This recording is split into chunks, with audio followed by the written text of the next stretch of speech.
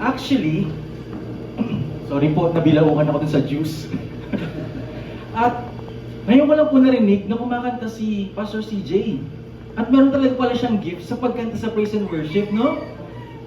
Parang walang naniwala, Pastor CJ. Parang wala. So, well, excited po kami sa Himayuri. Ako po ay part ng Himayuri at excited po kami na papakinggan nyo ang mga susunod na kanta. At isa po sa mga mapapakinggan nyo ang salitang kumpleto. Kaya tandaan nyo po yan. So, today ang pag-uusapan po natin, kita nyo po ba or naharangan ko kayo? Naharangan ko kayo. Yan. Ang ating pag-uusapan po natin today is completeness, embracing the abundance within. Most of the time po, lagi nating naririnig yung salitang complete or highly favored, deeply loved by God. Ano pa ba? Ako'y punong-puno ng biyaya.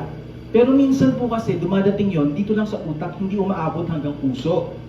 Kaya minsan, or most of the time, maraming Christians ang hindi nila na-experience yung abundance na ibinigay ni Jesus sa buhay natin. Pag nagbasa tayo ng Word, kaya po tayo pumunta sa church para makapakinig tayo ng salita ng Diyos, kung sino tayo, kung anong tinapos ni Cristo sa krus, at kung anong nature ni God.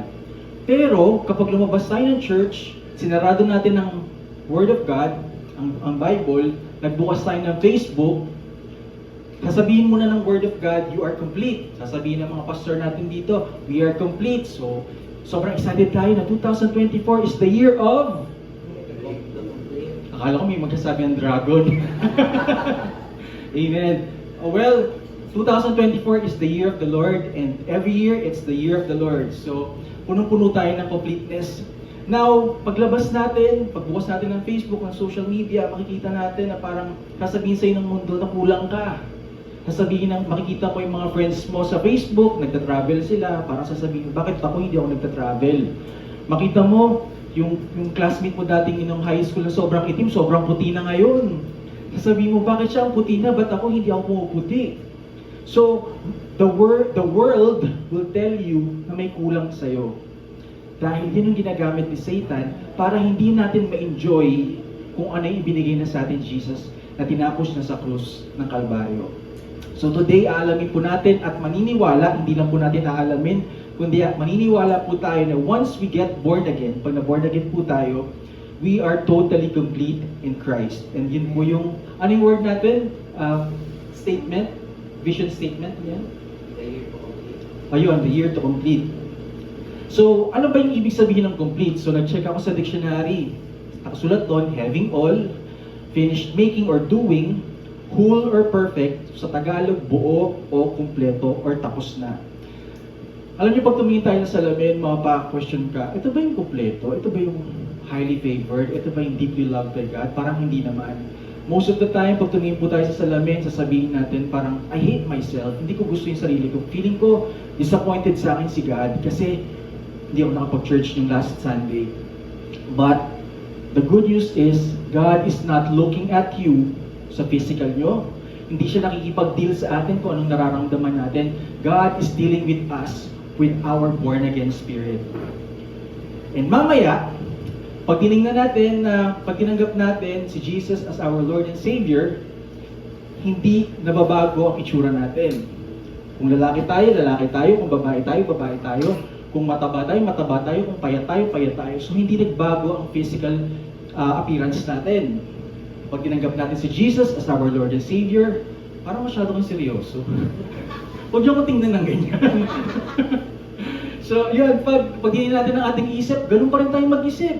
Parang iniisip natin, nakatitig tayo doon sa nagkasalita, ano kayang K-drama ang papanoorin ko mamaya? Same pa rin ang pag-iisip natin, but kung ano yung nagbago sa atin, that is our spirit. Our spirit became alive, it's a new creature, we are a new creation in Christ, and hindi natin siya malalaman until makarinig tayo ng Word of God and we got our revelation from the Lord. So pag-uusapan pa natin yan mamaya ng mas matindi. God is a spirit. Kagaya na sinabi ko, hindi niya tayo dinidil, hindi siya nagre-relate sa atin based sa ating physical appearance, sa ating emosyon. Actually, bago po ako makatanggap ng grace, hindi ko naiintindihan yung mga yan. By the way, marami po tayong Bible verses, so pwede po kayong maglabas ng cellphone, picturean niyo ako, hindi, picturean niyo po yung yung Bible verse para po may babalikan kayo. And it might be, baka may masabi po ako na baka tumaas yung kilay nyo, but give this word a chance. At pag-uwi nyo, ask the Lord to give you a revelation. Lord, tama yung pinagsasabi ni Angelo dun sa church. Then I believe that God will give you a revelation about it. So, God is a spirit, and He relates to us in the spirit. Sinabi sa John 4:24, God is spirit, and those who worship Him must worship in spirit and truth. And I praise God kanina, konti pa lang tayo, pero ang naririnig ko parang 5,000 yung kumakanta. Totoo, hindi, sobra, di ba? Parang, ang konti lang natin kanina nagsimula, pero yung boses natin, talagang lahat kumakanta. Not because nagpapapansin tayo kay God. It is our expression of our love to Him. Di ba? Parang, nung time na, yung bata-bata pa ako po, nasa worship team ako. Yung 19 ano yun. Nasa worship team po ako, hindi ko pa alam yung grace. Tapos, pag nag-praise and worship ako, ang mindset ko dati, kailangan kong umiyak para mapansin ako ni God. Kailangan kong itaas yung kamay ko para mapansin ako ni God. Kailangan kong magmukhang kawawa para mapansin ako ni God. Kasi naisip ko, every Sunday, marami nagpe-praise and worship. And sisilipin ni God, sino kayo dito pinakakawawa?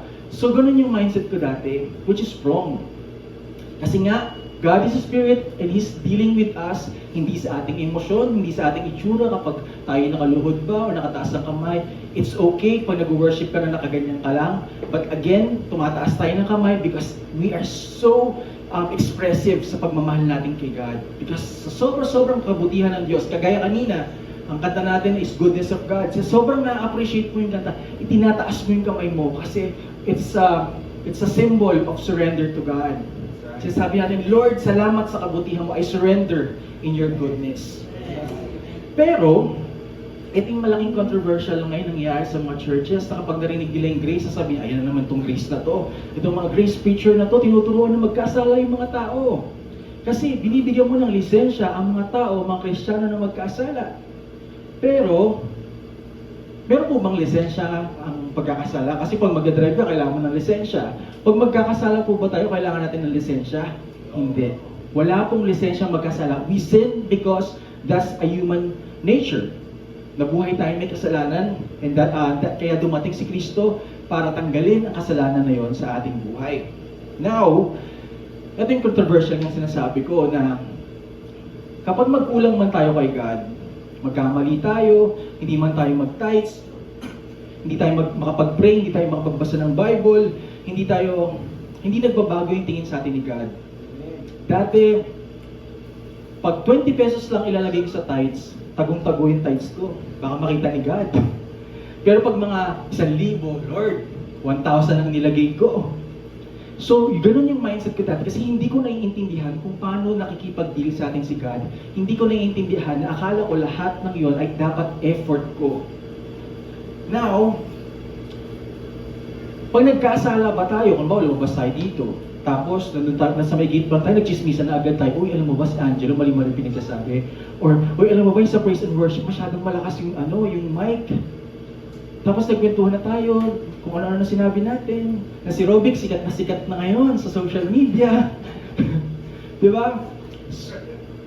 Magbabago ba ang tingin sa atin ni God? Ba't kayo nakatingin sa akin? Well, hindi magbabago ang tingin sa atin ni God.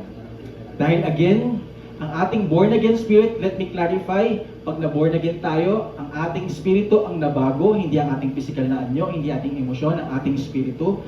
At kapag ang ating nabago ng ating spirito, it became perfect, sealed. Ang katawan natin kayang hawakan ng kaaway, ang ating emosyon ay kayang pakailaman ng kaaway, pero ang ating spirito is perfect, it's sealed, it's sanctified. Hindi niya kayang hawakan yun. Amen? So kahit magkasala ang ating physical body, ang ating isip, God is still looking at you sa iyong born-again spirit. And you know what? Ang born-again spirit natin ay identical kay Jesus. Kung ano si Jesus, yun ang born-again spirit natin. We cannot make God love us more or love us less. Wala tayong kayang gawin para intro pa lang po ito ha, pero meron akong 40 minutes. Pag gumano na lang kayo kapag medyo mahaba na. So, we cannot make God to love us more or less. Normally, ang mindset natin, kailangan ko magpunta ng church para mas mabless ako ni God, mas mahalin ako ni God. Paano pag hindi ka nakapunta? Ay, hindi na ako masyadong love ni God, hindi na ako masyadong be-blessed ni God. No, that is not true. God loves you because He is love. Amen? 1 John 4:16. Baka sabihin nyo, nag-iimbento lang ako. And we have known and believed the love that God has for us. God is love. And he who abides in love abides in God and God in Him. So yun yung nature ni God. God is love. Wala siyang ibang gagawin kundi mahalin ka. At wala tayong ibang gagawin kundi tanggapin ang pagmamahal na yun. Hindi natin kailangan mag-effort para lang makuha yung pagmamahal na yun because it is free. Amen? Sige nga po, pumalakpak muna po yung mga tulog. Yung mga tulog po, pumalakpak. Ay, ang daming tulog. So, yun. Yeah. So, kagaya na sinabi ko po kanina, our born again spirit, once we get born again, it instantly, it will become sealed. Sealed. Yung, alam niyo po yung pang seal ng karne? Yung hinihigop, tapos silyado. Tapos tumatagal po yung niya, yung hindi siya agad nasisira. So we are sealed, sanctified, and perfected forever. Naalala ko po, napito kami ni Pastor CJ kanina umaga. Kanina lang nalaman na wala na yung tatay ko 2013 pa po. Yung nabubuhay siya, yung lasinggero, siloso, lahat. Pang MMK, ganun. Sabi ko nga kung gagawing buhay namin ng MMK, ang pamagat, Pansit Canton. Wala lang, gusto ko lang po kasi ng Pansit Canton. Tapos, nung namatay siya, sabi ni Pastor CJ, nakatanggap ba siya? Yes, nakatanggap po siya. Praise God, naniniwala 100% that He is already in heaven, enjoying the presence of the Lord. And makakasama namin siya kapag kinuha na tayo ni Jesus dito sa rapture. Ngayon, kaya ako nasabi na ganun because again, instantly when we receive Jesus as our Lord and Savior, instantly our spirit will change. Hindi po ang ating physical na anyo, hindi po ang ating emosyon or kaluluwa, kundi ang ating spirito. Again, alam na alam niyo na to, na itong itsura natin, this is not us. This is not our identity. Minsan, mahiyain ka. Ako mahiyain ako, introvert ako. It becomes your identity, but that is not your identity. Your identity is your spirit. Because we are spirit na merong kaluluwa na nasa loob ng isang katawan. So, kumbaga yung kotse, napamanahan ko niya ng kotse ng tatay mo. Medyo kakarag-karag na yung kotse. Wala kang choice kundi yun yung gagamitin mo, so nag-drive ka. People might think, ay, yung nakasakay sa sasakyan, mahirap lang yun kasi bulok-bulok yung kotse. Pero hindi nila alam, mayaman ka pala kasi dami mong pera. Pinamana lang sa'yo yung kotse. So, yung kotse ay hindi identity nung nakasakay. Ang totoong identity nung nakasakay ay yung taong nakasakay, hindi yung kotse. Same thing. Ang ating physical appearance, hindi itong identity natin. Ang ating emosyon, hindi itong identity natin. Ang identity natin ay ating born again spirit na kaparehong-kapareho ng kay Jesus. Amen? Sige nga po, pumalakpak ulit. Ang mga tulog. Okay, may dalawang tulog po. Pakikalabit po. Alam niyo, minsan pag tumitinggal sa lamin, na in the flesh, sabihin, parang may kulang sa akin. Pero kung titingnan mo, yung ilong natin, sa atin lang bagay yun. Tingnan nyo yung katabi nyo, tingnan nyo yung ilong ng katabi nyo, hindi bagay sa inyo yan. Bagay yan sa inyo lang. Yung noo ko po, medyo mataas, sa akin lang po bagay ito, hindi bagay ito sa inyo. So, ibig ko pong sabihin, we have to accept what we are because God accepted us for who we are. And hindi lang niya tayo tinanggap, ginawa niya pa tayong kumpleto. Pero bakit di natin na-experience yung kumpletong yan? Pero babasahin ko muna po ang babasahin ko muna po baka yung sa seal, pagiging seal ng ating spirit. Hebrews 12:23, to the general assembly and church of the firstborn who are registered in heaven, to God the judge of all, to the spirits of just men or righteous man made perfect. Sino po ang righteous people? Tayo. Not because sa ating effort, but because of our new identity in Christ, we became righteous. So once sinabi dito na to the spirit of just men or righteous men made perfect. So ang spirito natin ay perfected na. Another proof that that is true. Our spirit are now righteous and truly holy. Ephesians 4:24. Nalilito na ba kayo? Yan, sunod-sunod po yan. Or baka nagkamali po ako. Pinahirapan ko po talaga kay Pastor. So, babasahin ko po muna habang hinahanap nila. Ephesians 4:24, and to put on the new self, which is the likeness of God and has been created in righteousness and holiness of the truth. This is another proof that ang sinasabi natin, pinag-aaralan natin dito sa New Life Ministries, ay totoo. Kasi binabase natin ang nakatotohanan sa totoong sinasabi ng Bible. Gusto ng Diyos na hindi ka nagkukulang because that is His nature. Kapag mahal mo ang iyong pamilya, mahal mo ang iyong anak, gusto natin ibigay natin sa kanila. Sometimes hindi natin nabibigay lahat because we are limited. But God is not limited. So, ibibigay niya lahat-lahat because He wants us to be complete. May kukwento ko medyo mahaba sa Genesis 1:26-31. Medyo mahaba to pero bibilisan ko lang po. Then God said, "Let us make man in our image, according to our likeness. Let them have dominion over the fish of the sea, over the birds of the air, and over the cattle, over all the earth, and over every creeping things that creeps on the earth." So God created man in His own image. In the image of God, He created him. Male and female, He created them. Verse 28, then God blessed them, and God said to them, "Be fruitful and multiply, fill the earth, and subdue it. Have dominion over the fish of the sea, over the birds of the air, and over every living things that moves on the earth." Verse 29, and God said, "See, I have given you every herb that yields seed, which is on the face of all the earth, and every tree whose fruit yields seed. To you it shall be for food." Verse 30, also to every beast of the earth, to every bird of the air, and to everything that creeps on the earth, in which there is life, I have given every green herb for food. Parang paulit-ulit, no? And it was so. Verse 31, last verse, then God saw everything and that He had made, and indeed it was very good. So the evening and the morning were the sixth day. So ibig sabihin, kung papansinin nyo, ginawa ang tao to be the gods, small g, of the world.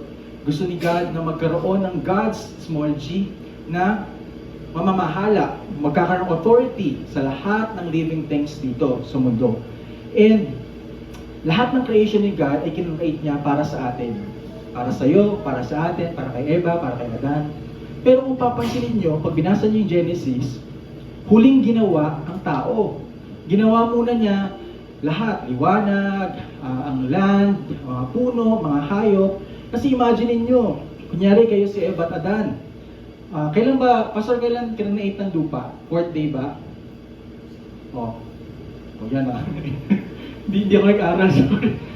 Well, fourth day, feeling ko fourth day. Pero check natin yan sa pag-uwi sa bahay. So, fourth day, kinreate ng lupa. So imagine nyo, ikaw si Eva, ako si Adan, tapos langoy-langoy tayo dun sa lupa, ay sa tubig. Kasi walang lupa, wala tayong maapakan.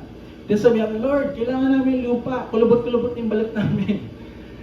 But God did not do that. Actually, nag-joke po ako, ba't walang tumawa? Masyado kayo seryoso. So, di ba pag nag-swimming tayo, sobrang tagal natin sa swimming pool, nagkukulubot yung balat natin, kulay blue yung lips natin. Ayaw ni God na mangyari yan sa atin. Kaya create niya muna lahat bago siya nag-create ng tao. Imagine nyo, sinabi niya na let there be trees na umusbong sa lupa na nagbubunga para may makain ng tao. Imagine nyo, may land nga, pero tumatakbo-takbo kayo, umiilag-ilag kayo sa mga tumutubong mga halaman, di ba? Parang kayo si Super Mario. So ayaw ni God na mapagod kayo. So create niya muna lahat bago tayo create. So everything was complete. God completed everything, and Adam and Eve never asked for food. Wala naman sa Bible nakasulat na parang, Lord, gutom na kami, pahingi naman. Imagine, pinagmukbang sila ni God sa Garden of Eden. Lahat ng gusto nilang kainin, pwede nilang kainin. Kasi gusto ni God na kumpleto ka. Amen? God already anticipated the needs of Adam and Eve. Pinangunahan na niya ang lahat ng pangangailangan ni Adam and Eve. And ang good news, hindi lang pangangailangan ni Adam and Eve, kundi pangangailangan natin hanggang ngayon. Imagine yung oxygen na kinreate ni God nung panahon ni Eva at Adan is the same oxygen na nilalanghap natin today. That is amazing, di ba? Hindi siya gumising isang araw, ay nako, maubos yung hangin, sobrang dami ng tao sa mundo, kailangan ko mag-create ng hangin, kailangan ko mag-create ng oxygen. Hindi. He created once. Kinreate niya yung oxygen hanggang ngayon, napapakinabangan natin because that is God. He wants us to enjoy the completeness of His creation. Amen? Uso ang ano ngayon, ang samgyupsal. Sabi ni God isang araw, naku, kailangan kong gumising. Sabi niya, hindi kailangan kong gumising, kailangan kong mag-create ng mga 2 million na karne kasi lalo sa Pilipinas na nalakas mag-samgyupsal. Kailangan mag-create. Hindi ganon. Nag-create na siya, dati pa, in lahat ng creation na yun hanggang ngayon, na-enjoy natin. Amen? So, therefore, God is not creating anything new because He rested. Now, in Genesis 2, 1 to 2, thus the heavens and the earth and all the hosts of them were finished. And on the seventh day, God ended His work which is that He had done. And He rested on the seventh day from all His work which He had done. Nagpahinga si God not because napapagod na siya. Imagine, nag-create ka ng buong mundo. Hindi siya nagpahinga dahil pagod siya. Nagpahinga siya because everything was perfect. Everything was complete. So from Old Testament, alam na natin kwento noon, from Old Testament to New Testament, He created Adam and Eve, perfect yung pagkaka-create sa mundo, then nagkasala, pumasok ang kasalanan, then Jesus came, He satisfied the curse of the law, so alam niyo na yan. He became sin, and Jesus said, it is finished. Tapos na, kompleto na, wala na kailangan idagdag. And that is our salvation. We are complete in Christ. Hindi sinabi ni Jesus nung pinako siya sa cross, it is somehow finished, or it is 1/4 finished. Hindi niya sinabing 50% siya, then 50% ka. Karamihan, sinasabi ng mga tao, once we receive Jesus, kailangan natin na magpakabait. Kailangan natin magpakabait kung may naipit. So, kailangan natin magpakabait para hindi mawala ang ating salvation. Totoo po ba yun? Hindi totoo yun. So, when Jesus said, it is finished, wala tayong kailangan idagdag, wala tayong kailangan ibawas because it is complete. And, nasabi ko na ba sa inyo na you are complete? Amen. So, God placed inside of you the same power that raised Jesus from the dead. Alam din natin ang storyang to. Namatay si Kristo sa krus, ng 3 araw, muli siyang nabuhay, and the Spirit who raised Jesus from the dead is the same Spirit who's living on the inside of you. Totoo ba yan, Angelo? Hindi ka ba kinikilabutan sa sarili mo, sa sinasabi mo? That is true. Mamaya pag-uusapan natin yan further. But always remind yourself that the Holy Spirit is already living on the inside of you. The Spirit who raised Jesus from the dead is also in you, lahat sa atin. So, kailangan nating i-release yung, kailangan nating i-enjoy. Kailangan nating malaman kung ano ba talaga yung meron sa ating born again spirit. Kung papansinin niyo yung prayer ni Paul, alam niya kasing kumpleto na siya in Christ. One of my favorite books in the Bible is Ephesians. Kasi instead na magmakaawa si Paul, ang prayer niya ay something like, Lord, ibukas mo ang kanilang mga mata sa mga bagay na meron na sila in Christ. Hindi, kasi normally, kung ako si Paul, ang prayer ko siguro ng time na yun, Lord, send your revival, Lord, ibaba mo ang iyong kapangyarihan, Lord. Parang ganon, but Paul is different because he knew na siya ay kumpleto na. So ang prayer niya kay God, Lord, buksan mo ang mata ng mga tao para makita ang lahat ng meron sila na sila ay kumpleto na. Okay? So, gusto kong pumalakpak ang mga gising. Thank you, Jesus. Alright. So, lagi nating tatandaan na we are walking from the victory. Nanggagaling tayo sa hindi sa Victory Church, pero marami po akong kaibigan sa Victory Church. We are walking from the victory sa, ano ba sa Tagalog ang victory? tagumpay. Nagagaling tayo sa tagumpay, sa tinapos na gawa ni Kristo, hindi tayo lumalakad papunta sa tagumpay. We are fighting from the victory, but we are not fighting for the victory. So magkaiba po yun. So, Angelo, paano mo nasabi na kompleto na talaga tayo kay Kristo? Let's read Ephesians 1:3. I'm sure you're very familiar with this verse. Blessed be the God and Father of our Lord Jesus Christ, who has blessed us with every spiritual blessing in the heavenly places in Christ. So hindi po natin iniimbento na we are complete. Hindi natin, alam niyo po yung pagkakaiba ng believing sa making believe. Yung making believe, pinapaniwala lang natin sa sarili nating totoo to. Yung believe, yung talagang naniniwala tayo kahit ano pang sabihin ng mundo, wala tayong pakialam kasi naniniwala tayo sa salita ni God, sa salita ng Diyos. So, this is one of my favorite verse kasi lagi nating iisipin ang Ephesians 1:3 na lahat ng every spiritual gifts or blessing is already in our born again spirit. It's in the heavenly places in Christ. It's spiritual realm. So ito ang physical, may emotional, yung soul, and yung spirit. And yung sinasabing spiritual blessings ay nasa ating born again spirit. We cannot, kagaya na sinabi ko kanina, hindi na natin kailangang humingi kay God ng more blessing. Kasi hindi na tayo bibigyan ni God ng more blessing because He already blessed us. Pero, pwede nating mas ma-enjoy ang blessing ni God the more we understand kung ano yung meron tayo kay Jesus. Kasi, pwedeng sabihin natin na last month, parang hindi ako masyadong blessed, pero ngayon, sobrang blessing. It is not because God is giving you more blessing. It is because mas naiintindihan mo na kung ano ka kay Kristo. Mas lumalakad ka na sa blessing. Mas nai-enjoy mo na kasi kukuha mo na from your spiritual born again spirit going to the physical manifestation. Also, isip ko lang, lagi ako nakakita sa social media nung po-post kunyari sa tabi ng bagong kotse tapos feeling blessed. Tayo po ay hindi feeling blessed. We are blessed. Hindi tayo feeling lang. We are blessed. Kasi we are blessed whether we feel it or not. Nararamdaman ba natin or hindi, tayo ay blessed. Kasi pag sinabi mong, Lord, hindi naman ako blessed, tingnan mo nga, medyo marami akong utang ngayon. Parang sinasabi natin, Lord, sinungaling ka. Ako, nagsasabi ako ng totoo. But that is not true. God is the truth. So pag sinabi niyang you're blessed, panindigan mo yan. Amen? So, nasabi ka na ba ulit na you are blessed? Amen. Inulit-ulit ko kasi kailangan nating marinig na we are really blessed. Kasi the enemy will try to steal that. Ngayon, kumuha tayo ng seeds from the word, then the devil will try to steal that seeds. So kailangan nating i-remind lagi natin ang sarili natin.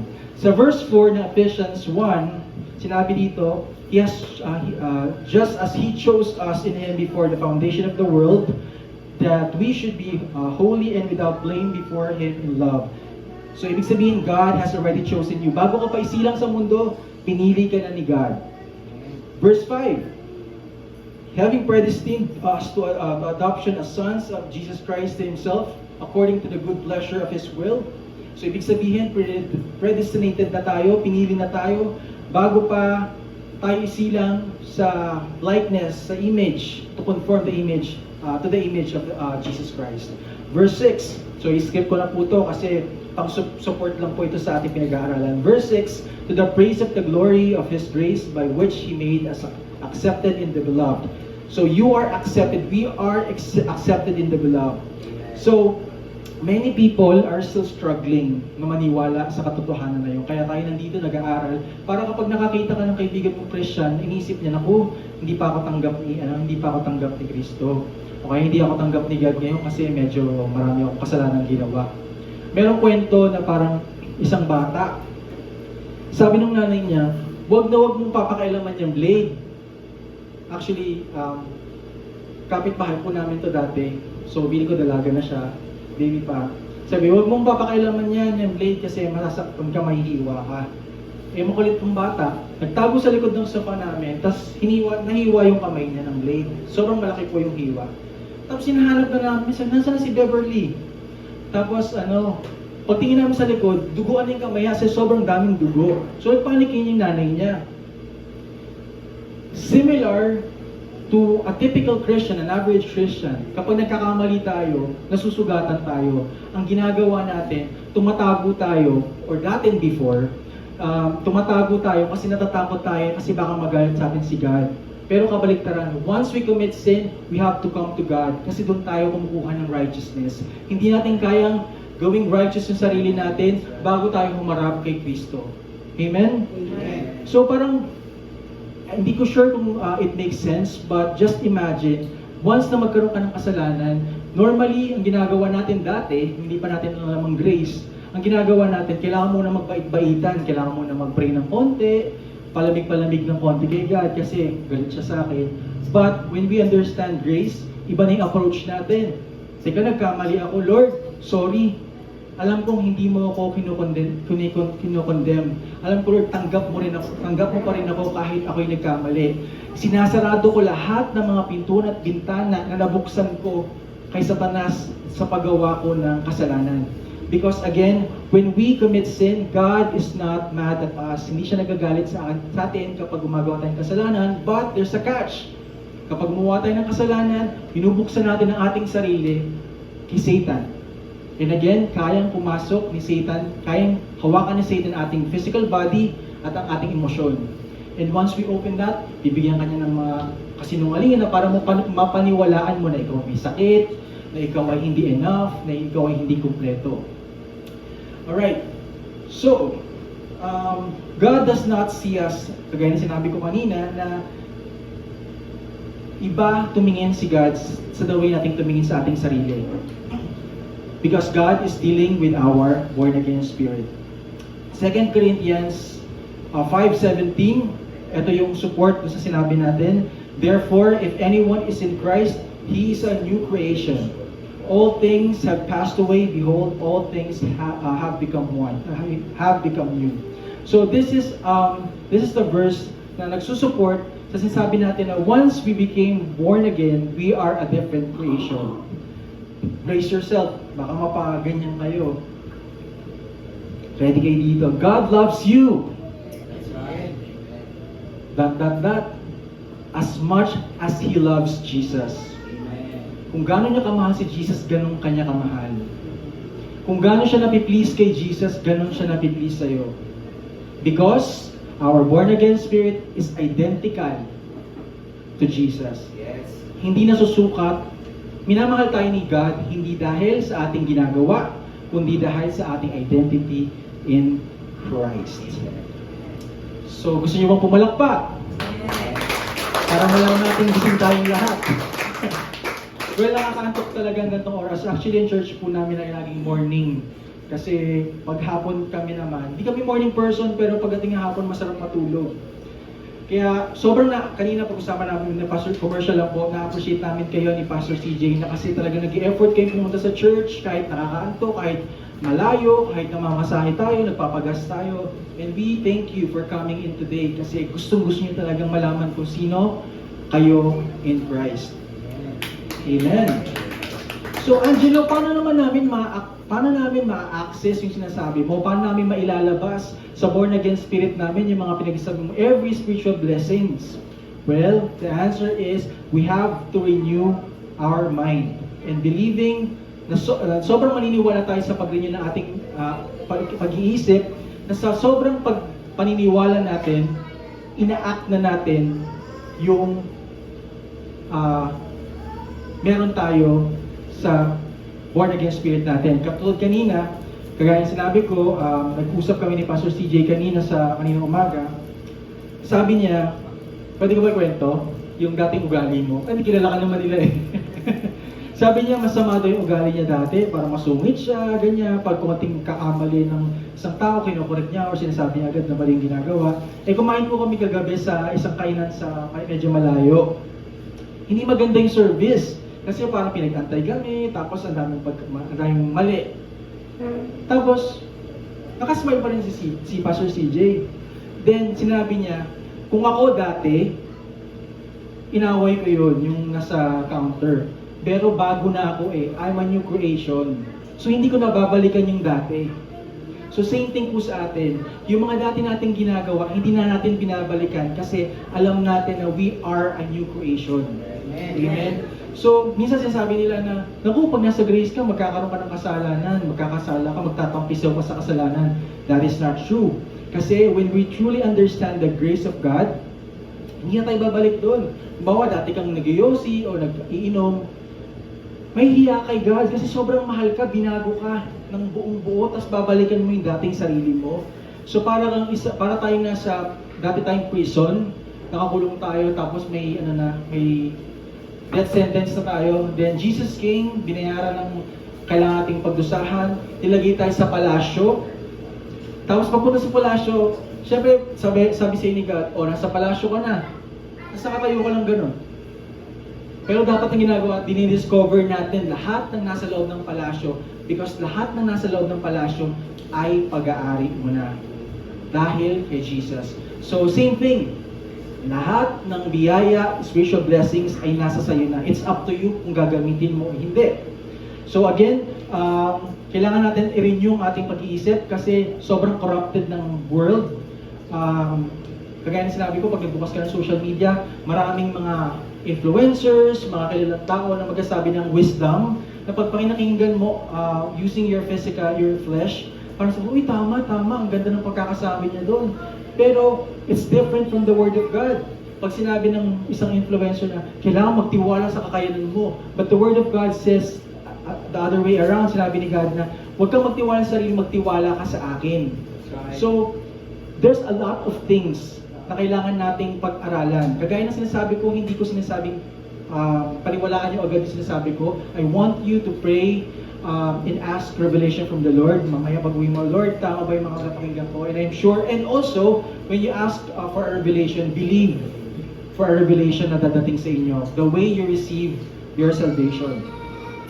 Alright, so Romans 12:2, and then sinasabi ko, do not be conformed to this world and be transformed by the renewing of your mind, that you may prove what is good and acceptable and perfect will of God.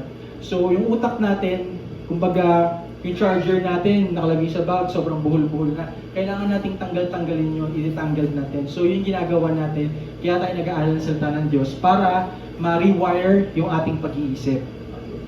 Alright. So ilang minutes na ba ako? So if you don't believe and act on it, everything na binigay ni Jesus, tinapos ni Jesus sa cross, prosperity, peace, joy, nasa sayo na, pero kung hindi natin i-renew yung pag-iisip natin at hindi tayo mag-act doon sa katotohanan na yun, nakastay lang siya sa born again spirit mo. Hindi mo ma-experience yung joy, hindi ma-experience yung prosperity, hindi ma-experience yung love, kasi hindi natin nire-renew yung mind natin. That is the reason kaya tayo nasa church, para tulungan tayo ng mga pastor para i-renew yung ating minds. Amen. 1 John 3:18-19, my little children, let us not love in word or in tongue, but in deed and in truth. And by this, we know that we are of the truth, and shall assure, in-highlight ko po dyan yung shall assure our hearts before Him, for if our heart condemns us, God is greater than our heart, and know all things. So sinabi ni Paul dito na kailangan natin i-assure yung ating puso, intentionally. Kailangan natin nire-remind lagi yung sarili natin na we are the righteousness of Christ in Christ Jesus. Now we are complete, now we are healed, we are holy, we are full of joy. So kailangan nating i-assure intentionally. Huwag po nating, kung totoo naman yan, lalabas naman yan eh. Hindi po gano'n, hindi gano'n nag-work ang kingdom. In kingdom, we operate in faith. So, I think malapit na rin po ako matapos. Our spirit has been changed. We are a brand new creation. Yun po yung pag-usapan natin. So, kailangan na lang natin ay i-reprogram ang ating way of thinking by renewing of our minds, by understanding, getting revelation from the Word of God. Skip ko na yung mga iba. Kung mabibigyan ka ng chance na sumulat or ipag-pray yung mga tao na mabubuhay 2,000 years from today, paano tayo susulat ng panalangin? An average Christian, isulat ng Lord, send revival. Lord, ipa-experience mo sa kanila ang iyong kapangyarihan. Lord, ibuhos mo ang iyong espiritu. Lord, bigyan mo sila ng kagalingan. But, when we understand grace, iba yung ating way ng pag-pray. Ephesians 1:15, therefore, ito si Paul, therefore I also, after I heard of your faith in the Lord Jesus, and your love for all the saints, do not cease to give thanks for you, making mention of you in my prayers, that the God of our Lord Jesus Christ, the Father of glory, may give you the spirit of wisdom and revelation in the knowledge of Him. So sinasabi dito, imbes na sinabi ni Paul na parang, Lord, ibuhos mo yung kapangyarihan sa mga tao 2,000 years from today. Ang sinabi niya, Lord, buksan mo ang kanilang mga mata kung anong meron sila in Christ. Amen. So ngayon yung kailangan nating, alam niyo yung pinakamahirap gawin, ang pinaka-effort gawin, ay ang mag-rest in Christ. Kasi the world will tell you na, alam mo, napaka-responsable mong magulang. Bakit? Ang dami mong problema, hindi ka na problema. Pero hindi na po tayo ganun, hindi na tayo na problema kasi we are casting our cares, ang ating mga problema kay God. Alam niyo yung cast? Kasi may mga kanta na sinasabi na parang, or mga magagandang prayer na, ilagay mo sa paanan ng Diyos ang iyong mga problema. But that is not true. We have to cast. Alam mo yung pag nag-cast ka ng net, nang ihagis mo, iitsa mo talaga ng malakas. So yun yung gustong gawin ni God kapag may problema ka, iitsa mo sa Kanya, ibato mo sa Kanya, hindi mo ialay sa Kanya yung mga panga. Hindi ganon. Maganda siya pakinggan, pero the truth is God wants us to cast all the problems kay Jesus. So ibig sabihin, hindi natin kailangan buhatin ng mga yun. I want to honor Himayuri Praise and Worship Team kasi they truly understand na when we sing, hindi tayo nakikiusap, Lord, I'm begging for you, Lord, naghahangad ako ng iyong, sabik na sabik ako sa iyo, Panginoon. Hindi, ang music team, hindi nila gino-glorify yung kakulangan. Gino-glorify nila yung kapunuan ng Diyos. Amen? So, yun yung maging goal natin this year. Focus tayo sa kapunuan, sa kakumpletuhan natin, hindi sa sinasabi ng mundo na kakulangan natin. So, meron pang mga praise and worship, or minsan pag nagpe-pray, dati, ganito ako, guilty ako dito, Lord, huwag mo po kaming iwan, lagi po kami sasamahan, magdadrive, or magda-travel, Lord, samahan mo po ako ngayon, huwag niyo po akong iwan, para maging ligtas sa aking sasakyan, sa pagdadrive, ganyan. But, when we read Hebrews 13:5, sinabi doon, let your conduct be without covetous, be content with such things as you have. For He Himself said, I will never leave you nor forsake you. So it's very true. Sinabi na mismo sa Bible na God said, I will never leave you nor forsake you. Pero sinasabi pa rin natin na parang, Lord, huwag mo akong iiwan. Parang lang ako si God, ma-offend ako. Di ba sinabi ko na nga, I will never leave you nor forsake you. Bakit? Paulit-ulit ka. Inulit pa yan. Actually, kinote ito sa Deuteronomy 31:6. So, when you feel alone, it's just your feelings. It's just your emotion. When you feel alone, quote this, God will never leave me nor forsake me. Amen? So, everything you need is already in your born-again spirit. Nasabi ko na ba sa inyo na you are complete? Amen. We are complete. Because 2024 is the year of... Okay. Amen. Akala ko year of the worm. 1 John 4:17, love has been perfected among us in this, that we may have boldness in the day of judgment, because as He is, so we are in this world. So kung ano si Kristo, ganun din tayo sa mundong ito, hindi sa mundong darating. So again, we are identical in Christ. So mag-skip na ako ng iba. Our born-again spirit is identical to Jesus. Nasabi na natin yan. And since identical siya kay Jesus, it has power. And you know what? You have power on the inside of you. And because that is, Angelo, ako'y tao lamang. I'm just a human being. That is not true. You are 1/3 wall-to-wall Holy Spirit. The Holy Spirit is in you. When you speak, there is power. Sinabi sa...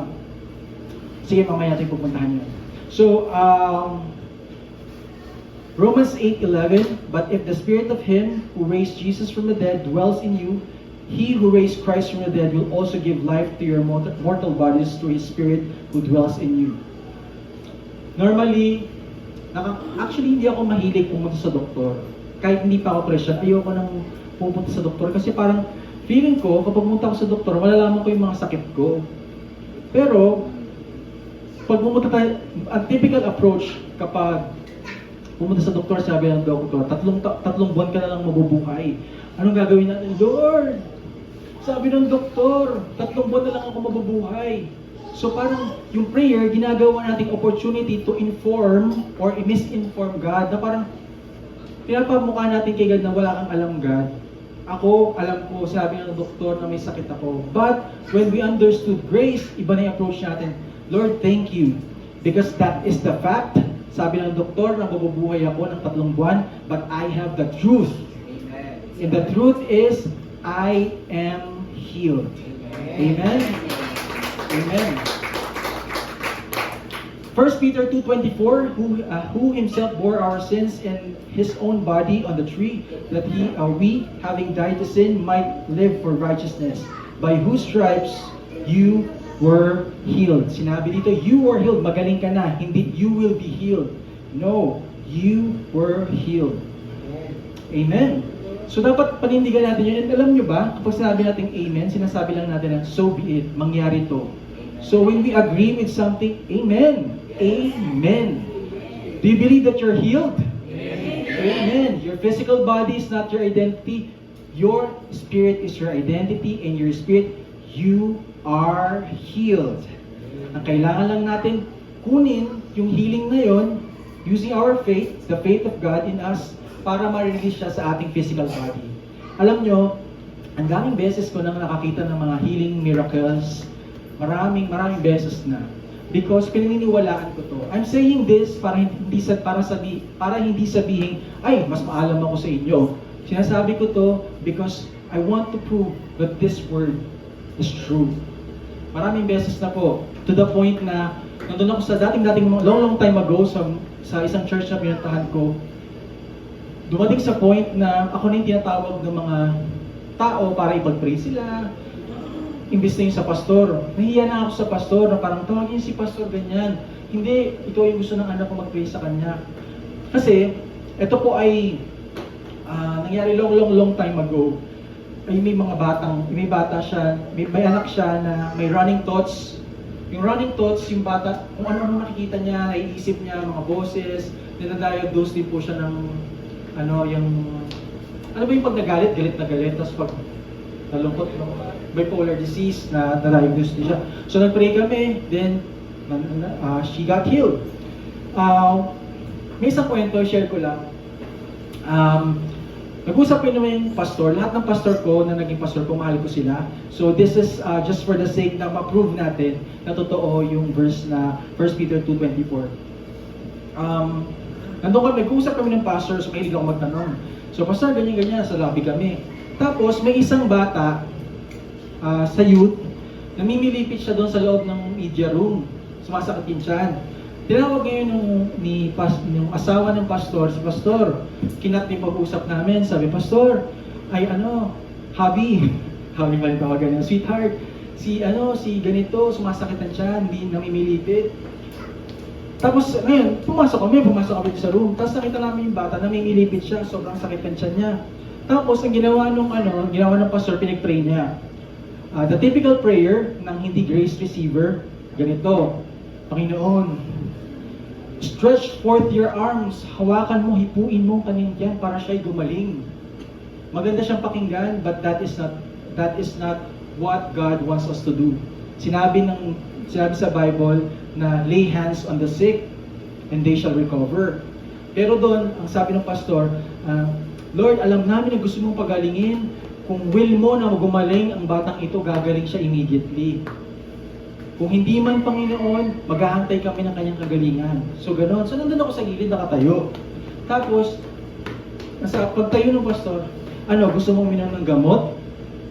Sabi, sige po, sakit po talaga. Iyak siya. So lumabas yung pastor, tsaka yung asawa niya. Then I got inspiration from the Holy Spirit na now use your authority because every believer has authority. Amen? So we need to use that. We need to practice that. Hindi natin pwede tayo magsimula sa simpleng sipon, simpleng ubo. Kasi kung ano yung power na na-release mo sa pagkuman mo sa simpleng ubo at sipon, you can also use that to cancel cancer. To cancel AIDS, to cancel lahat ng mga sakit na walang kagalingan. So ngayon, takot ako, sabi ko, Holy Spirit, ngayon talaga, baka ma-offend ko yung pastor kapag pinag-pray na niya, tapos pag-pray ko ulit. Then, I believe it was the Holy Spirit, sabi niya, so now it's about you. Diba? Healing is about me, about God, about Jesus. It's not about you. So ano naman kung offend mo siya? I want you to lay hands on that sick. So sabi ko, tingin-tingin ako, wala pa yung pastor, malapit ako. Sabi ko, Jacob, naniniwala ka ba na magaling ka na? So, opo. Oh, bakit umiiyak ka? Sabi ko, nag-minister muna ako kasi sometimes we need to minister yung may mga sakit. And then, sabi ko, kung naniniwala ka may sakit ka, in the name of Jesus, bibilang akong 3, uupo ka, magaling ka na. Kuya, hindi ko po kaya. Kaya mo, kasi naniniwala ka na magaling ka na. So sabi ko, in the name of Jesus, umupo ka. Ginawa ko, 1, 2, 3, pag-upo niya, tapos bigla siya tumawa siya. Parang, kuya, anong ginawa mo? Bakit nawala yung sakit ng tiyan ko? Sabi ko, ba't ka nagulat? Dapat mas magulat ka kung hindi ka gumaling.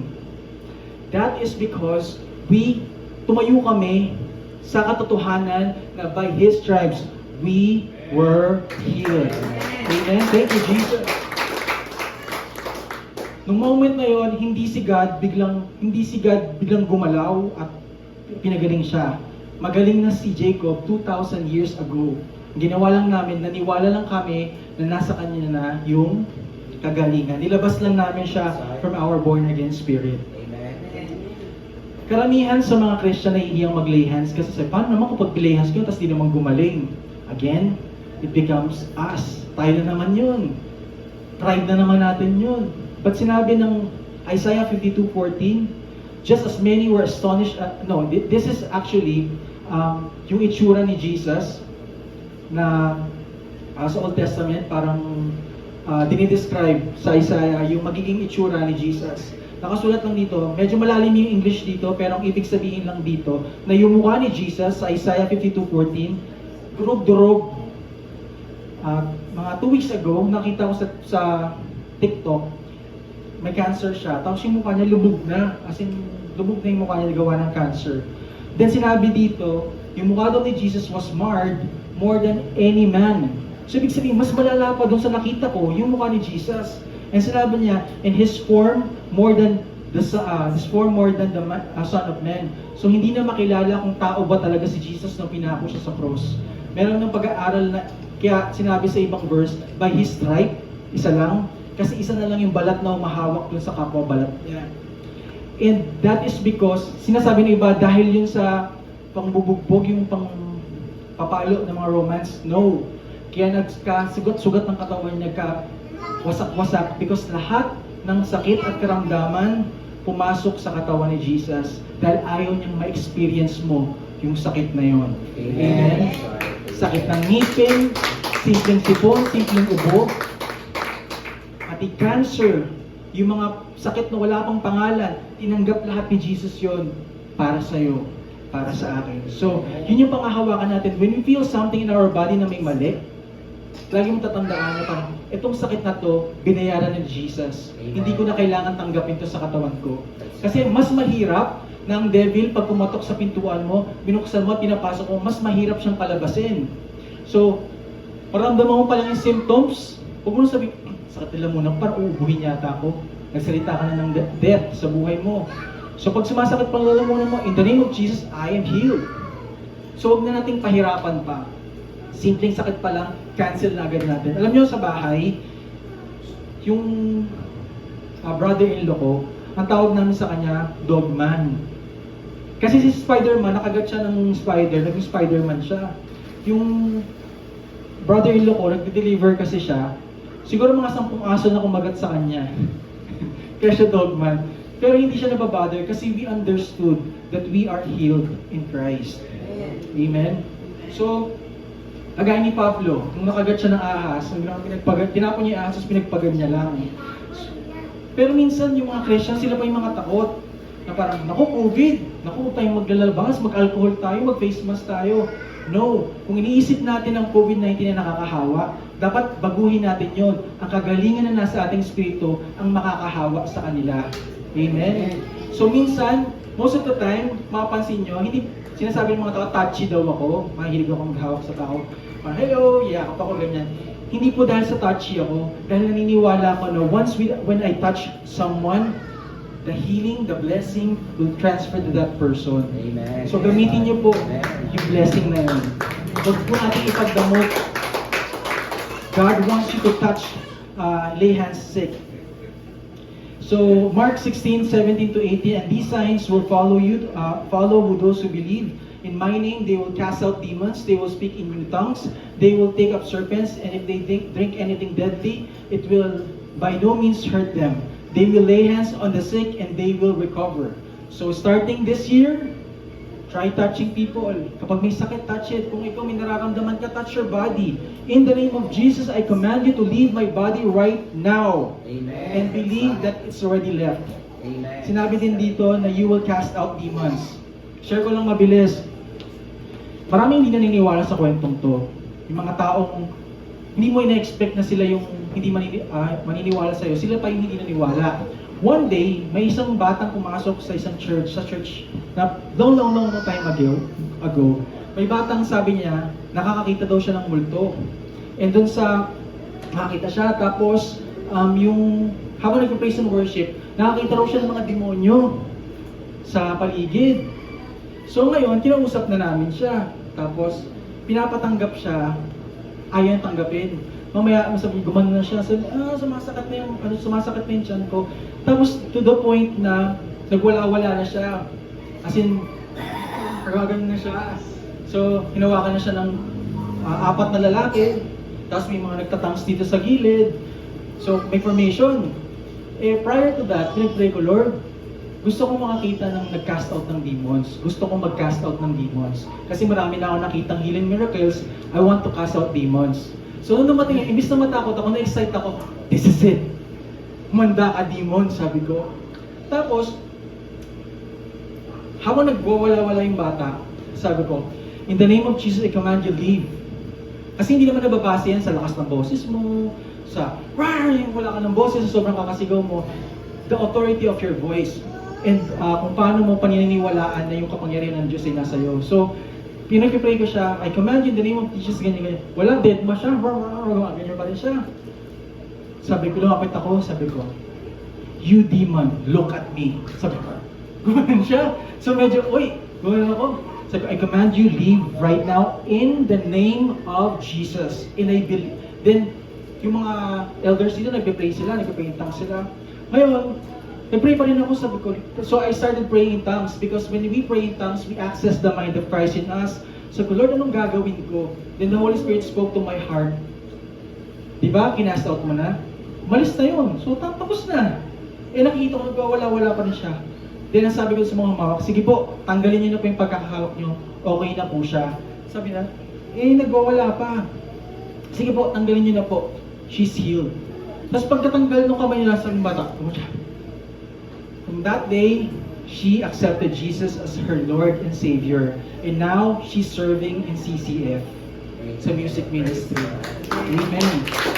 Again, sinasabi ko to, hindi para sabihin yung magaling ako. Sinasabi ko to para malaman natin na totoo ang sinasabi ng Word of God. I'm almost done. Pumalakpak ulit kung nahantok na kayo.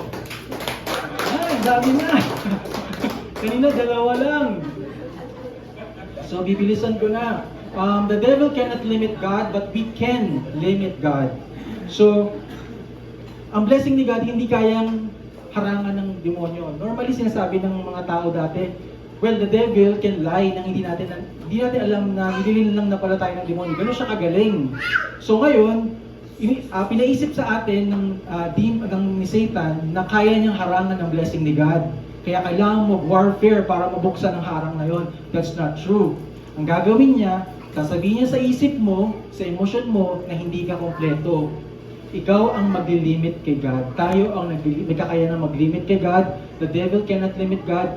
We can limit God by our doubts and unbelief. So focus on the faith, not in unbelief. Natitense na ako sa mga pungay ng mata nyo. Wait lang. So, give me 2 minutes. Prayer is not the opportunity to inform or misinform God about your situation. So, ang prayer natin, hindi siya para sabihin kay God kung anong nangyayari sa atin. It is our bonding with the Lord. It is our fellowship with the Lord. Lord, ang saya ng araw ko ngayon, ang sarap ng praise and worship. Lord, ang sarap ng message ngayon. Lord, salamat Panginoon, kasi Sunday na naman, makakanta na naman ako. Kasi pag sa bahay, nagagalit ng pamilya ko kasi medyo sintonado ako. Pero sa church, kaya kong sumigaw kahit sintonado ako kasi tanggap ako ng Diyos ko. Amen? First, sa story ni Peter and John, alam kong familiar kayo dito, Acts 3:6. Sabi ni Peter, silver and gold I have none. Ito may lumpo sa labas ng Gate of Beautiful. Sabi niya, silver and gold I do not have, but what I do have I give you. In the name of Jesus of Nazareth, rise up and walk. And he took him by the right hand and lifted him up. And immediately his feet and ankle bones received strength. So he's sleeping. He leaping up, stood and walked and entered the temple with them, walking, leaping, and praising God. So ito po yung pinanindigan ko nung time na naglay hands ako. So I'm telling this kasi I want you to do this year. Pag-start kayo, kung nahiya kayo sa pamilya nyo, i-lay yung pamilya nyo, sa mga aso nyo muna, sa mga pusa nyo. Then progress tayo ng progress. So kapag ginawa natin ito ngayon sa mga churches, most of the churches will kick you out. Parang, kapal naman ang mukha mo na meron ka na binigay ni Kristo, kaya ibibigay mo yung healing.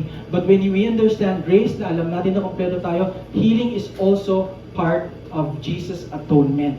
Amen. That's right. Alright, so dalawang bullet na lang. All these will not happen automatically, so we need to cooperate. So hindi siya immediately mangyayari sa atin. Lahat ng spiritual blessing, nasaan? Kaluluwa. Espiritu.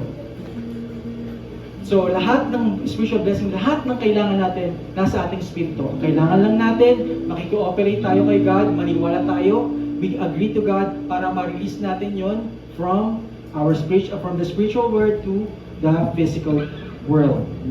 And kung hindi mo alam kung anong gagawin mo, receive the baptism of the Holy Spirit. If you want to understand the power of the baptism of the Holy Spirit, nandiyan si Pastor CJ, si Pastor Nove, para mas ma-explain sa inyo yung baptism of the Holy Spirit. Because if we do not pray in tongues, para tayong susugod sa impyerno na may dala na tayong water gun. So we need to be empowered by the Holy Spirit. Amen.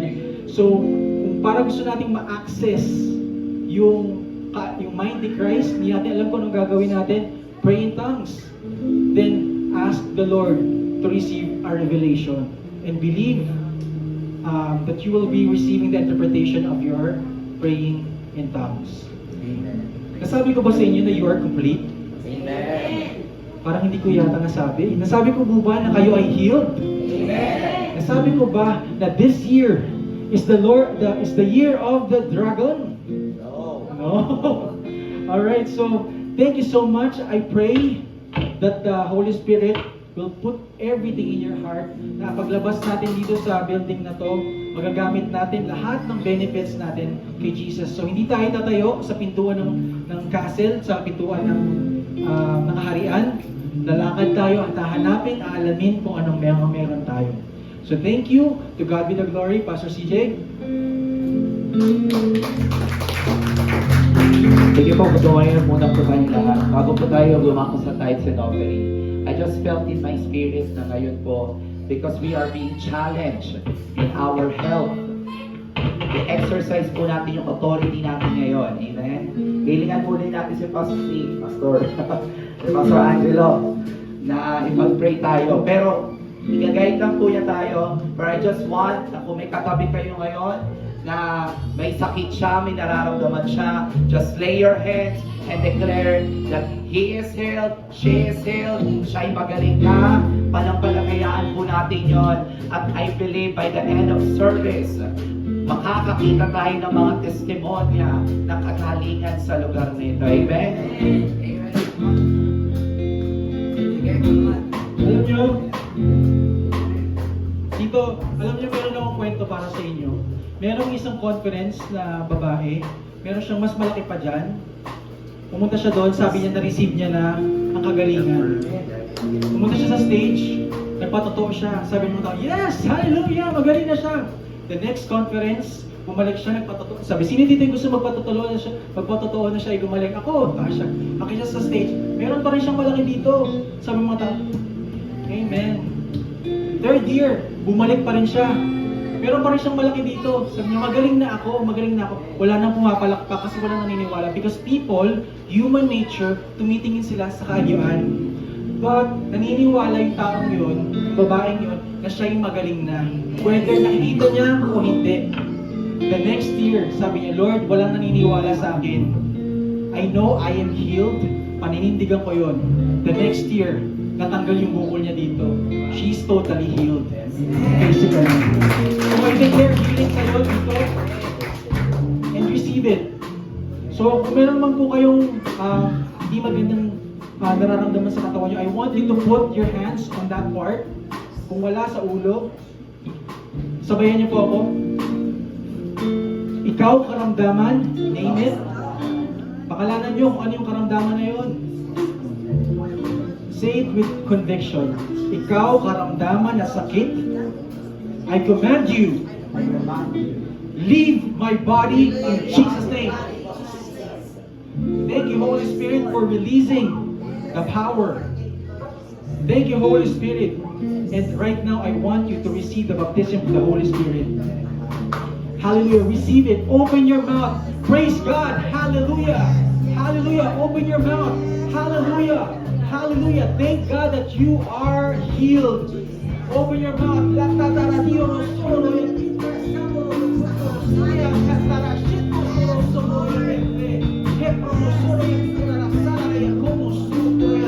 Thank you, Holy Spirit, for the healing right now. We are commanding it in the name of Jesus. Thank you, Jesus. Hallelujah. Hallelujah. Thank you, Father. Thank you, Father. We are excited to see the physical manifestation of my healing, of our healing. Thank you, Father. Hallelujah. Lahat ng bukol sa katawan, I command you, leave right now. Wala kang karapatan sa katawan ng bawat isa. Because this body owns by Jesus Christ. In the name of Jesus. Sakit ng likod, sakit sa ovary, in the name of Jesus, I command you, leave right now. Sakit sa kidney, in the name of Jesus, I command you right now to leave. High blood pressure, I command you, leave right now. High cholesterol, I command you, leave right now in the name of Jesus. Pagsakit ng ulo, I command you, leave right now in Jesus' name. Lahat ng pangalan ay luluhod sa pangalan ni Jesus. Lahat ng sakit na may pangalan, you will kneel and bow down in the name of Jesus. Leave right now. And we are releasing the power of the Holy Spirit right now. We are claiming the healing in the name of Jesus. Everybody says, thank you, Jesus!